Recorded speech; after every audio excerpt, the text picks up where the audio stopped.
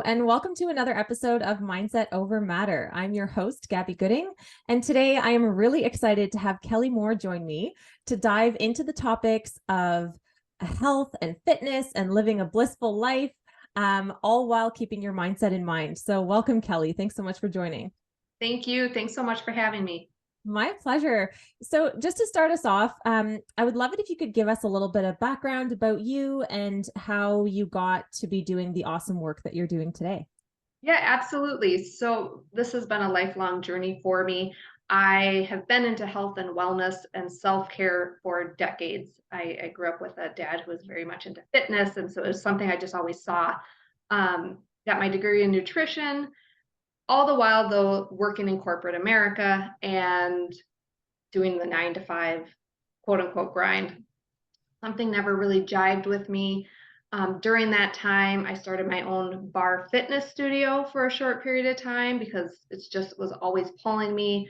Had 2 little kids at the time, so that as much as I loved it, it's something I couldn't continue. And then just been this inner voice for the last I don't know how many years that said I meant to do something more than what I'm doing. I wasn't feeling fulfilled with where I've been at in the corporate world.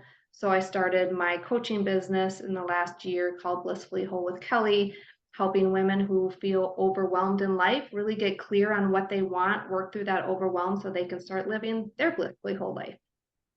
That's awesome. And I'm so happy that you worded it that way because what I would love to dive into is a couple of things that are part of exactly the coaching work that you're doing now.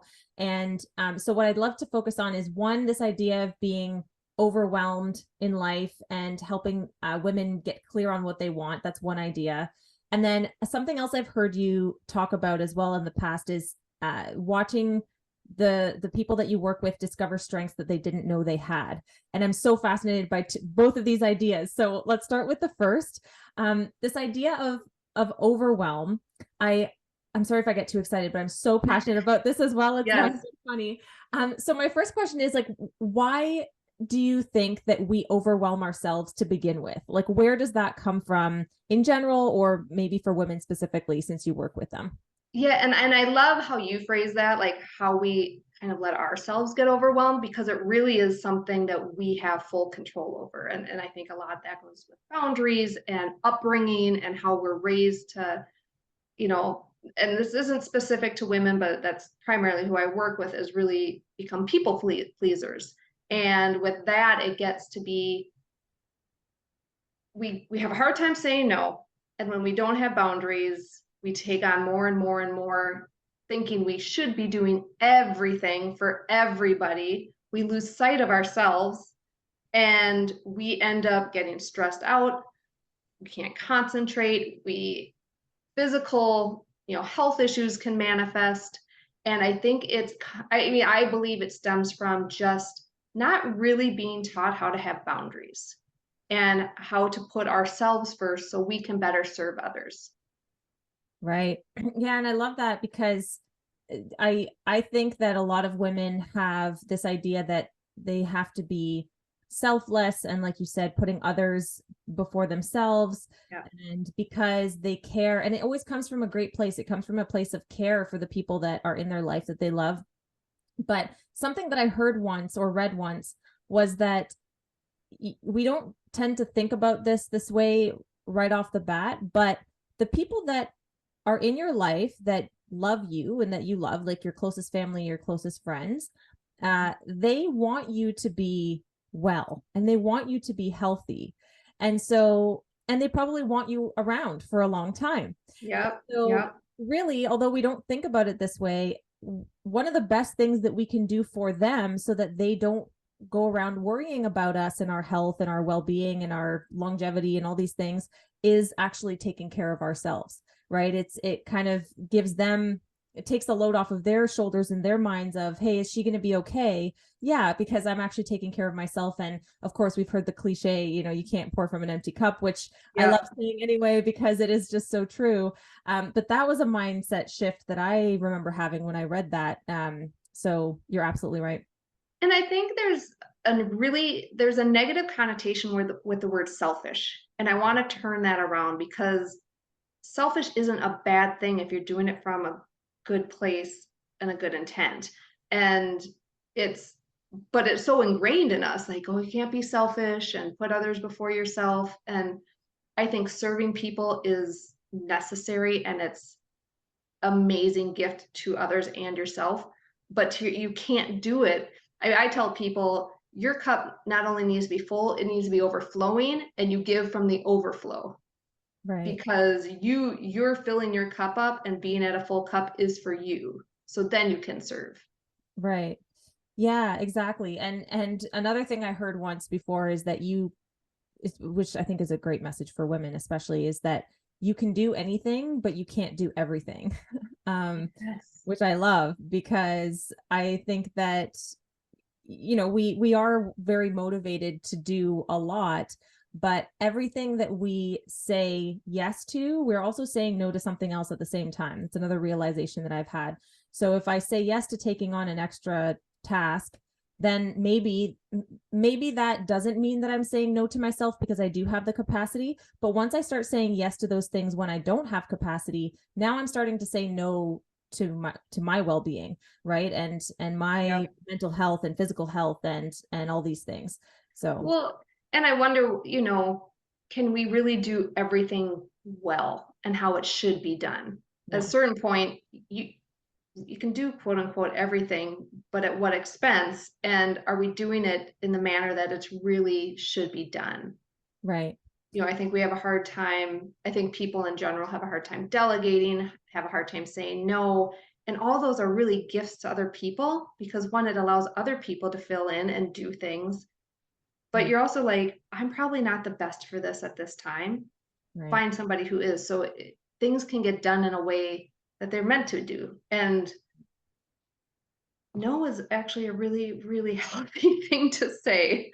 My kids were really good at it when they were younger, and it was like, oh, but it's like, yeah, it's okay, and it's not a bad thing. And with boundaries, if people don't respect your boundaries, then maybe there's something to dig in a little bit more there. It's really not about the boundaries themselves. Yeah, absolutely. So I'm just curious, what do you remember the moment in your life when you learned that saying no is okay and that you actually started to, like, was there kind of a turning point in your life, or is this something that just kind of built up over time? It really probably, I would say, built up over time. I was raised in a beautiful family, but it wasn't where my mom did everything for everybody. And so it wasn't even just not hearing the word no, but I just saw that. And for me, then I'm like, oh, that's, what you do. And it was always from great, great places. But for me, it got to a point where I was tired all the time. I would get stressed when I was saying yes, even if it didn't feel right. I felt I needed to, and it did take a long time for me to build that self awareness of, maybe there's something here. Like, maybe this isn't. I tell other people they should say no, but I'm not following those same words. And it was just kind of that naggingness that I got tired of feeling, and realized I have to do something. Nobody's going to say no for me. Like, I Mhm. actually have to do it. So it wasn't one in particular thing. It was really kind of building up over time, where it was Mhm. just like, this isn't sustainable. Yeah, and I can relate to that very much. I have had so many experiences in life where someone would ask me for something. My first thought was, oh my God, there's no way that I can Yes. get, like, there's just no way. I'm so drained and exhausted. Then I heard myself say, yeah, sure. And then, Yeah. and then, and then I just felt this like tightness in my chest where I just wanted to cry. And it's just so ridiculous how disconnected my I was, I guess, from my body literally telling me and like almost breaking down crying, because it knew better than my silly mind did that it Yeah. was too much. And so leads perfectly into the other question I wanted to ask you, which is, do we how can we recognize overwhelm? Because I think that I don't know, I can't speak for others, but I had to learn over time to listen to these cues in my body and to understand that, sometimes when I have, even to the point where like I have a stomach ache, and Mhm. that means that I'm under too much stress. And I literally, because my body's like, okay, well, obviously we're super stressed. I can't rest and Yeah. digest because there's too much going on. So yeah, like my digestion is off, and just silly things, Yeah. like, not silly, but just things like that that you maybe wouldn't expect to be linked to your stress levels or overwhelm. So I wanted to ask you, in your experience, either with yourself or with your clients, what are some of the ways that we can actually recognize overwhelm in our lives? I always go back to the foundational work of self-awareness, because if we kind of get out of ourselves and we go, go, go, and we take on, we're not pausing to even allow ourselves to think, is this in my best interest? Is that headache something that's not just, oh, I just got a headache, like, are these symptoms I'm feeling because of something? And so I'm a huge believer in journaling. I know not everybody connects with it, but I think at the very least, writing down, taking a pause, even for 5 minutes in the morning, 5 minutes at night, and just writing down how you're feeling, it becomes data, and it becomes information you can then be like, oh, this happens every time I'm saying yes to these projects. Or I have friends that want me to go out and I'm saying yes, even though what I really need to do is stay home. But I get this knot in my stomach. And so I think building that self awareness, whatever way that works for people, I have found journaling, and even with clients who think journaling's silly, they've given it a try and have found things that they didn't really realize until they wrote it down and were able to look at it later. Mm. Because if it's all stays in our head, it just kind of gets jumbled in there, and it's hard to assess. So self-awareness is key, and how people get to that, it looks differently. But for me, I found journaling is a really great tool.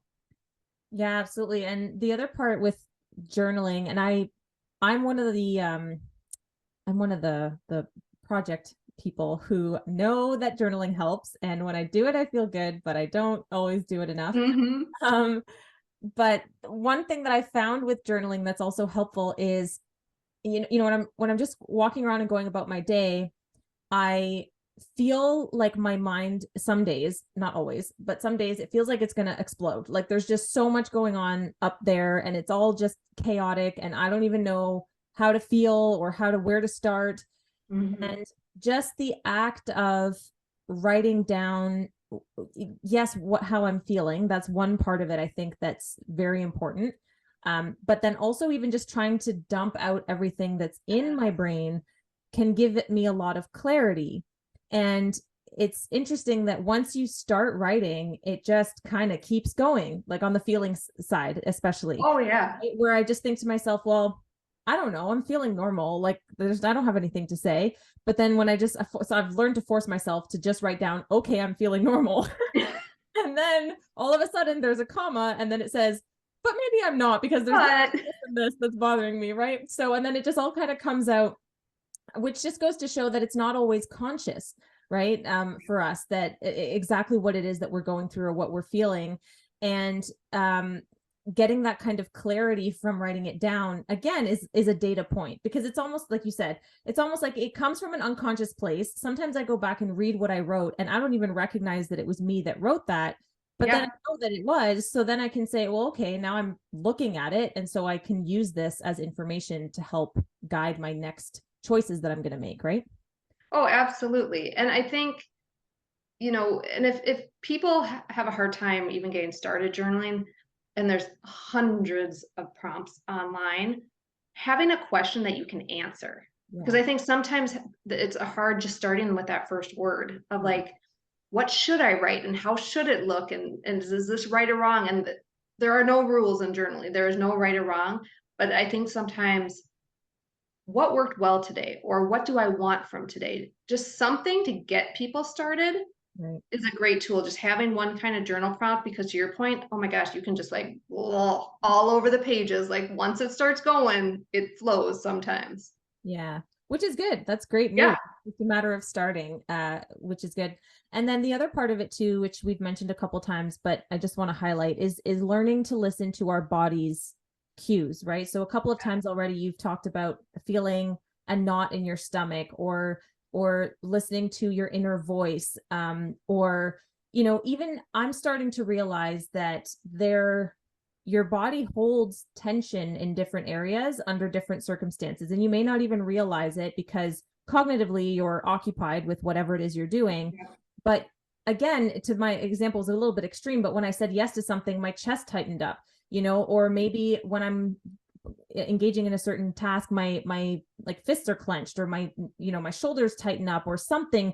So, but I don't know that we bring enough awareness to our bodies, and also to our minds. So I guess there's kind of the two parts, right? The self-awareness from a thoughts and feelings perspective, but then also is my body okay perspective. I think oftentimes we detach the Yeah. two because it's quote unquote easier until things kind of bubble up. I Right. think oftentimes our bodies are incredibly intelligent.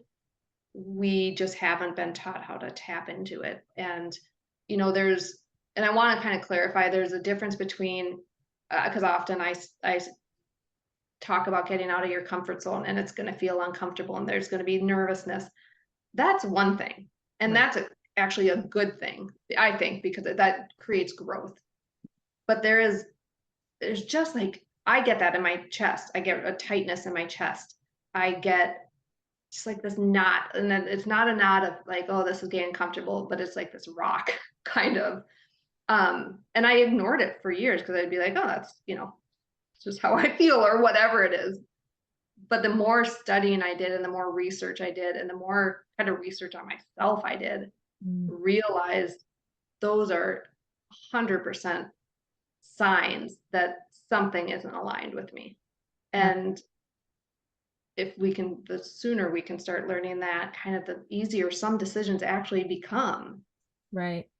So let's say hypothetically, I'm your client and I come to you and I say, I am experiencing these sort of knots in my stomach and tightness in my chest. I know something's off, but I don't know what it is. I don't know where to start figuring out what is it that I'm unhappy with in life, and how do I even start to begin thinking about changing things. What's your advice that you would give to start detangling all of that? Yeah, and I actually have what's called a blissfully whole blueprint that they work through. And the first few weeks is really that foundational work. And I always impress the fact that you have to get, as you were saying, like I have so much stuff in my head, and once I get it out, then things you can start sorting through it. Is let's stop talking about the overwhelm. Let's get out of our head and let's start working through kind of then what's building into that overwhelm. I think if we talk about it so much, um, we aren't taking action all the time. And I'm all about talking, but I think we don't talk about being overwhelmed. Let's see what we're getting to that point. So one of the things I work with my clients on a balance wheel, and it's all the, through your work, through your physical life, through relationships, you start ranking them. I mean, just simply going through and numbering on a scale of 1 to 10, kind of where am I at with that right now? And just seeing that stuff really can help start clarifying, gosh, my relationship, like we've just been bickering a lot and I've been complaining about it, but I'm seeing my work life has been super stressful. Right. And so getting stuff down on paper, working through that, asking questions. There's a reflection journal in the blueprint that asks questions on, like I said, kind of those prompts to get people to start thinking differently. I think these mindset things, we just go through life and we go through our days and we think the same way and kind of address situations the same way. And at a certain point, if we're feeling overwhelmed, that's not working. Right. Otherwise, the overwhelm wouldn't come. And so it's trying to get people to look at things. Why do I get reactive all the time? Like asking yourself these questions, and that's kind of goes to the point of seeing these strengths that pop out of my clients and these aha moments of it's like, yeah, maybe I'm not right. I just had a client. Maybe I'm not right all the time. and maybe I don't have to be all right. And I realize I have been, and that's created a lot of tension and overwhelm because people weren't agreeing or whatever. So I foundational work is the most important thing to me because I think we've come into this to the point we're in our life by doing the same thing over and over and over, and it served a purpose at one point. If it's no longer serving a purpose, we got to do something different, but we have to figure out how we got to where we are first to then make changes. Right. That Yeah. was a long-winded answer. No, that's a great answer. And I really like what you said in the example that, maybe in my relationship we're bickering a lot, but then there might be another part of my life that kind of needs attention. And I just want to stress that because that was a big aha moment for me where I will admit that I actually left a relationship of mine, which now thinking back, like I try to say I live with no regrets, but it was, Yeah. I do actually kind of regret it and the reason I regret it is because I regret not having the self-awareness at the time to recognize that it was actually just my insanely high levels of stress in other parts of my life that were really what were putting pressure on me. And I kind of, I just wasn't able to make that connection. And so now recognizing that if I am a little bit short with people, or I'm a little bit more, I don't tend to be, I don't tend to be too short, or like I don't like bickering and things like that, but I isolate myself a lot. Yeah. Another signal for me, and I've learned that about myself, is that I will just not really engage in conversations with my friends, or I'll just stay home. I'll refuse to go out. I take longer to respond to messages because I just don't want to, I don't want Yeah. anything to do with it. And I recognize that that's not healthy. It's okay to, take a break here and there, but I know the limit now of, okay, this is no longer okay. This means that I need to actually pay attention over here in my life, Yes. figure out what it is that I need to tweak and adjust. So yeah, I don't, that was a long-winded answer too, or a long-winded comment, but But like, I mean, I know you use the word regret, but had that not happened, you might not be at the point where you're at now. Like, it could be such a beautiful gift, not easy and not pain-free, but it can open up your whole world to then moving forward. right. What a great gift in future relationships, because now you have those tools. Right. Yeah, no, definitely. And all in all, I do still stand by not having regrets because everything had to happen the way it did to get to where I am today. I do recognize that.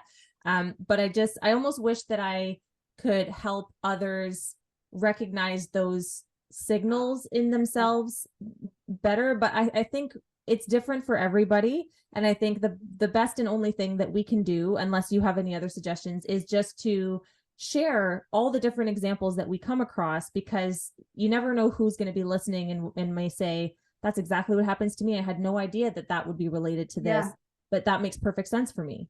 Right. I think I spot on. And I think it's important to share these stories so people can see themselves in somebody else, because it can be so isolating. And I too pull back and get quiet Right. and not voice all the time.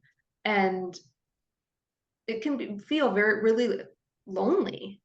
And so the more you can talk about it, it's like someone else can be like, oh my gosh, I'm not the only person that goes through that. And maybe there are some things I now need to look at because I see somebody else has been working through it. Right. Exactly. Yeah. So just to pivot a little bit, and I know you kind of touched on it for a second, but I want to get into this idea of discovering strengths that we don't know that we Yeah. had. And I'm just so curious, how does that happen? Where do we start to even begin discovering strength that we may not have known that we had? Oh gosh, that's really, oh, that's a good question. And this really initially started like the physical strengths that I would see in the women at the bar fitness studio. And like, and you would see kind of their eyes brighten up a little bit when they did something at that class that they hadn't been able to do two classes before or whatever. I think, and this is foundational and it sounds boring, but I think it's that self-awareness again. Like, if you don't pause and reflect, you can never really see where you started from and where you're at now and where you can go, like the potential. You just get on this kind of hamster wheel and are going through the motions trying to keep your head above water. And I think reflection is so important, not to live in the past, but to acknowledge where you've been and where you're at. And I won't talk about journaling this whole time, I promise. But I think, taking moments and being like, gosh, I responded to that situation. I would have normally just crumbled and cried or whatever it is. And I actually spoke up for myself, and I used the words that I felt really good about afterwards. Celebrate it. Oh my gosh. Like I tell people all the time, don't celebrate like what you feel are these monumental milestones. Like celebrate these things that small shifts make huge ripples. Mm-hmm. And I think we don't celebrate enough. So just that self-awareness again. And it's just, I don't think we can build self-awareness if we don't pause. Yeah, I really like that because you look around and especially in the corporate world, but really everywhere, you see people that just we all keep so busy, or it's easy for us to keep so busy and so distracted. Like Yes. that there just isn't, well, I almost said there isn't time to stop, but I just think that it's not even about time. It's just about priorities. Like I think we live now in an attention economy, more Mhm. than anything, and everybody is out there, wanting our attention, whether it's different companies that are marketing to us, or Netflix taking up our attention and time, or various things, of course, work and other responsibilities, and it becomes easy to just go through that same cycle day by day and not stop, especially if you're not used to taking that time for yourself to sit down and journal, or sit down or take a walk outside just with your thoughts, leave your phone at home. Like these kinds of breaks from external influences that we're subject to every single day, it can be very uncomfortable because you don't even know where to begin. You may, it just may be a little bit, that starting might be a little bit overwhelming. It might feel overwhelming, but I think that eventually, if you just sit with it long enough, it is transformational, and you are able to actually listen to yourself, and it doesn't even, there's nothing special you have to even do. It just Oh, kind of happens. yeah. Yeah. And I think it's hard for people to feel. Yeah. And I think being quote unquote busy, I think, it's you would use kind of how you prioritize things Right. is a numbing factor for people because then they don't have to feel. But at a certain point, if something is in you, if you're constantly thinking of, that vacation I want to take, or God, wouldn't that dream job be great? Or if you're thinking outside of your present moment, that's a sign that maybe we need to pause. Maybe it's okay to feel things. It is okay to feel things, but those are kind of the signs. Like if you have a hard time concentrating, or you're always watching other people that you think have this, amazing life and wishing for that, those are actually signs of overwhelm or signs of unhappiness in your current situation. And nothing can change it until you do pause and do feel. You have to go through it. You can't go around it. Yes, 100%. And another thing I've learned is that feelings are signals, really, for real tangible needs that we have. And the harder lesson that I'm about to say is that ignoring those needs or those feelings won't ever make them go away. Like you can repress them, but they're still there. And you're Amen. literally setting yourself up for a volcano of feelings that you probably won't want to deal with, but something's going to happen and it's all going to come out, and you're not going to feel properly equipped to deal with them all. So I think making these small adjustments along the way, is probably the best thing that we can do for ourselves. It is. And it's, I'm circling back to something you said earlier, like some illnesses are generated from suppressing it. Like this stuff gets into our cells and it manifests physically in us at times. And, you can only suppress for so long, and it might be 50, 60 years, but Yeah. it will come out. And it's not, I don't want to say it's not pretty, but it's hard and it's painful. And if you can chip away a little bit here and there, oh my gosh, how great your present moment will become. Right. Like you can't even fathom it because you're just in it. It just opens up your world, and there's a peace that comes out of it because you finally start living in kind of this more not a high stressed natural state, just Yeah. a much more baseline peaceful state of joy. Yeah. And we're all worthy of that. Amen. Yeah.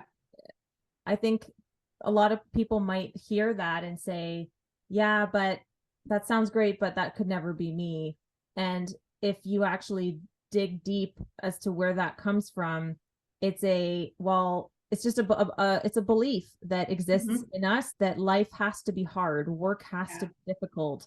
We can't enjoy ourselves. We can't have a whole life of joy because joy is only supposed to be on the weekends and in retirement or Hmm. something, or or when we're Yeah, like when you get to X point, or yeah. exactly. But it's not that having it be a moving goalpost like that is not helpful at all, and it's not necessary because we can experience joy in little ways, just as we are, right? Every day.